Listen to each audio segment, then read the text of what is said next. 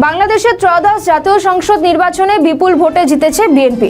সরকার গড়েছে তারা। তবে এই নির্বাচনে বিরোধী জামাত ইসলামী এবং তার জোটের সঙ্গীরা ৬৮ আসন পেয়েছে, যার মধ্যে দেখা যাচ্ছে জামাত ইসলামী পশ্চিমবঙ্গ সীমান্তবর্তী এলাকা যেমন উত্তর দক্ষিণ বাংলাদেশ অঞ্চলে আধিপত্য বিস্তার করেছে, আর সেখান থেকে চিন্তার ভাঁজ পড়েছে সীমান্তবর্তী এলাকার বাসিন্দাদের।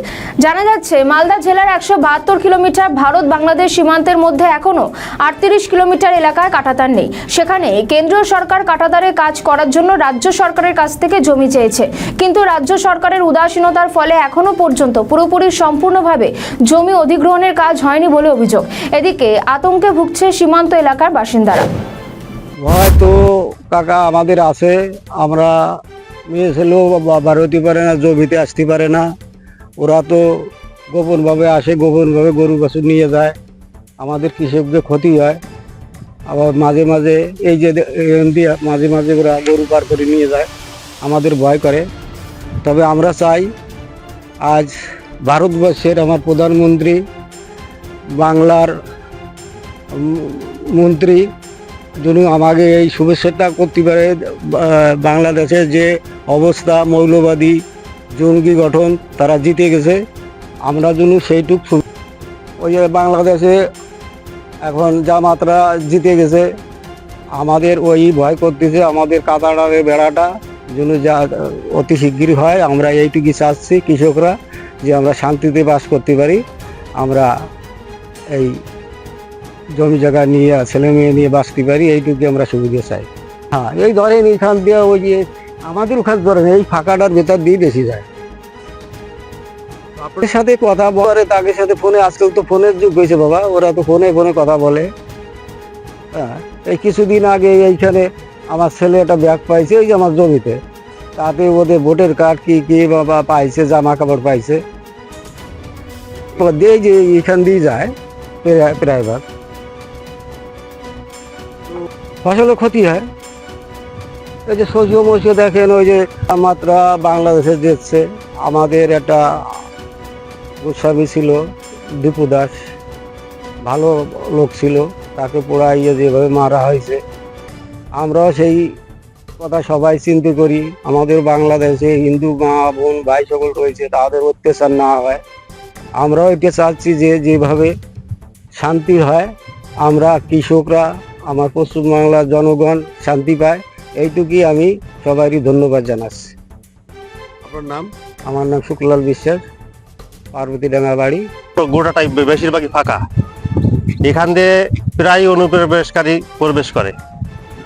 কিছুদিন আগে বাংলাদেশে ইলেকশনে জামাত জিতেছে, সেই ক্ষেত্রে আমরা চিন্তিত আছি যে আরো বেশি রকমের উগ্রবাদী এখান দিয়ে না আসে। আমরা সরকারের কাছে অনুরোধ করব যে ইমিডিয়েটলি এখান দিয়ে কারাটারটা পুরো করে দেয়। আমরা তো জমি দিব, কিন্তু জমি নিচ্ছে না, তো জমি দেওয়ার জন্য আমরা প্রস্তুত আছি, আমরা ভীতু আছি। এখানে আমরা আছি যে কোনো রকম মানে ইমিডিয়েটলি কিছু দিনের মধ্যে তার কাটাটা পুরো করে দেয়। সরকারের কাছে এর আবেদন রাখছি। জামাতে বলবো যে জামাত হিন্দু বিরোধী লোক, ওরা হিন্দু বিরোধী। আমাদের হিন্দু কিছুদিন আগে দীপু সরকারকে পুড়িয়ে মারলো। হ্যাঁ, এই যে বাংলাদেশে যে বাড়িঘরগুলো পুড়িয়ে দিল, এই সব তো উগ্রপন্থী, জামাতের পার্টির কাজ এগুলো। আমাদের যাতে আমরা ভয়ে আছি, আতঙ্কিত আছি, সেই ক্ষেত্রে আমাদের এই কাটাটা হয়ে গেলে আমরা আতঙ্ক থেকে একটু বিরতি পাই। আতঙ্কটা কিন্তু আমরা যে রাজশাহীটা আছে, রাজশাহীর পাশেই আমরা থাকি।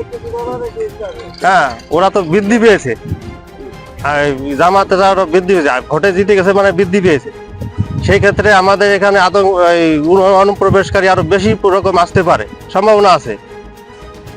যাতে কাটাটা থাকলে পরে এই অনুপ্রবেশটা আসতে পারবে না। কাটাটা যাতে ইমিডিয়েটলি হয়, সরকারের কাছে এটা আবেদন করব, আমাদের গ্রামবাসী সবাই আবেদন করবে। আমাদের এখান দিয়ে প্রায় অনুপ্রবেশকারী ঢোকে রাত্রে, বেসে ধরলেও আবার ওই পুলিশকে হ্যান্ড ওভার করে হয়। আর এরা কৃষকের ছদ্মবেশেও ঢুকে যাচ্ছে দিনের বেলায়, রাত্রে তো আসে, দিনের বেলা কৃষকের ছদ্মবেশে। এখন চাষের সময় ঢুকে গেলে বোঝা যায় না, ওরা কৃষকের ছদ্মবেশে ঢুকে চলে আসে, ভিতরে আসে। এই এলাকাটায় পুরো বর্ষার সময় জল হয়ে যায়, জলের সময় আরো সমস্যা। জলের সময় তো অত করে না, ওরা রাত্রে বেলা জলের ভিতর দিয়ে চলে আসে। বোঝা যায় না রাত্রে। দুদিন আগে ওই 5 জন এখান থেকে ধরা পড়েছে, যে পাশের গ্রাম, ওই গ্রাম থেকে ধরা পড়েছে। হ্যাঁ, আমরা জমি দিতে প্রস্তুত আছি, রাজ্য সরকার জমি নিনি, আমরা জমি দিতে প্রস্তুত আছি। কানাডা হোক, আমরা চাচ্ছি যে গ্রাম, আমাদের সেই এলাকা সবাই চায় কাটারার হোক, বর্ডার পুরো কাটারার ঘিরে দিক। আপনার নাম? আমার নাম সুনীল রায়। সুনীল রায়। আমাদের ভিডিও ভালো লাগলে লাইক ও শেয়ার করুন, কমেন্ট সেকশনে আপনাদের মতামত জানান। আরও ভিডিও পেতে আমাদের চ্যানেলটিকে সাবস্ক্রাইব করুন এবং প্রতি মুহূর্তে খবরের আপডেট পেতে প্রেস করুন বেল আইকন।